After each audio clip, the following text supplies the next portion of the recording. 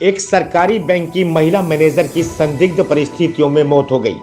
मृतका के परिजनों ने उसके ससुराल पक्ष पर दहेज हत्या के आरोप लगाए हैं। जब शादी हुई है पहले दिनों में ही झगड़ा शुरू कर दिया कि फंक्शन बड़ा नहीं किया आप लोगों ने, हमारी हैसियत के हिसाब से फंक्शन नहीं किया, टीवी छोटा दिया, फ्रिज ये दिया वो दिया, छोटी छोटी बात पे झगड़ा शुरू कर दिया उसने।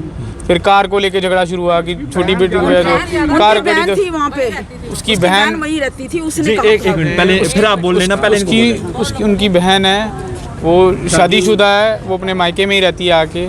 उनका जीजा वो भी वहीं आके रहने लग जाता है। वो पुलिस में है साहब, वो हमें कभी पुलिस की धमकी देता था, कभी हमें गन दिखाता था, मैं गोली मार दूंगा, मैं ये कर दूंगा, मैं वो कर दूंगा। वो वही भड़काती थी कि तुम झगड़ा करो, इससे चीज़ें मंगवाओ कि ये बच ना सके। आरोप है कि महिला का पति उसे गंभीर हालत में पानीपत के एक निजी अस्पताल में छोड़कर फरार हो गया। घटना जींद जिले के सफीदो विधानसभा क्षेत्र की है। परिजनों के मुताबिक मृतक महिला की शादी करीब 5 साल पहले हुई थी। उसका पति खुद भी एक सरकारी बैंक में मैनेजर के पद पर कार्यरत है। उन्होंने बताया कि पति व ससुराल पक्ष के अन्य सदस्यों द्वारा शादी के कुछ दिनों बाद से ही दहेज की मांग को लेकर प्रताड़ित किया जाने लगा था, जिसके चलते अक्सर दोनों में लड़ाई झगड़े भी होते थे।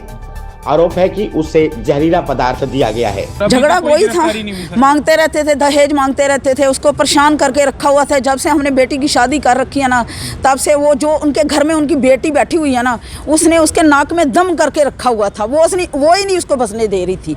कभी मांग कर रही थी, कभी किसी चीज़ की, कभी किसी चीज़ की। उसने परेशान करके रख दिया था हमारी बेटी को, वो नहीं बसने दे रही थी। इसकी माँ वो थी प्रिंसिपल, पर उसकी नीच हरकतें देखो। वो इतना, ये सब लोग मारते थे उसको, इतना टॉर्चर करते थे, वो इतना टॉर्चर करते थे कि ये लाओ ये लाओ ये लाओ। कितना अगला बंदा कितना दे सकता है, जितना हो सकता था हम लोग देते थे।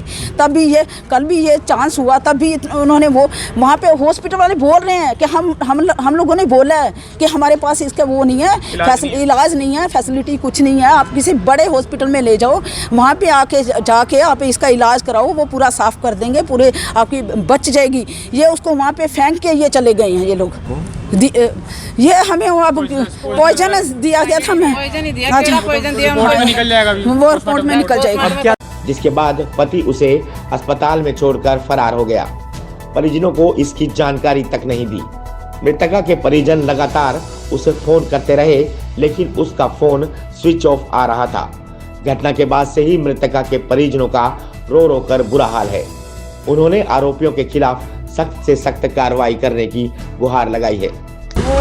हमें तो उसे बच्ची ने, वो छोटी बच्ची ने वीडियो किया, मम्मी को लेटी पड़ी है, कुछ दे दिया है, मामे अपने मामू आ जाओ तुम, ऐसे हो गया। हम तो आते आते हमें 10 बज गए।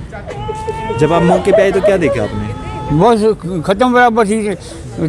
30 BP था, 55 वो थी पल्स रेट, बस ख़त्म ही थी। वो वेंटिलेटर पे थी, वेंटिलेटर का ये वो वैसे ही दहेज मांगते थे, कुछ लाओ, पैसे लाओ, ये लाओ वो लाओ। हाँ, हर रोज़ मांगते ही रहे, कुछ ना कुछ तो मांगते ही थे। बड़ी गाड़ी लाओ, स्विफ्ट दी थी शादी में, कह रहे थे बड़ी गाड़ी लाओ। छोटी दूसरी बेटी को बड़ी गाड़ी दी है, हमें भी बड़ी गाड़ी दो। पैसे तो सब कुछ देते थे, कपड़े लत्ता सब कुछ, सारा कुछ थे।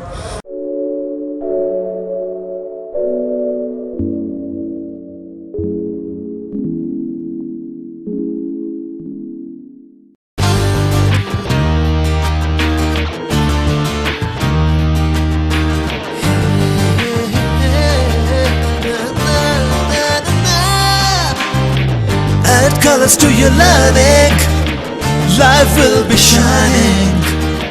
You'll have a better future and you'll be smiling. Pride Sanskriti School, a better place, a better world. Pride Sanskriti School, सपनों से बेहतर कल। Pride Sanskriti School, add colors to your learning.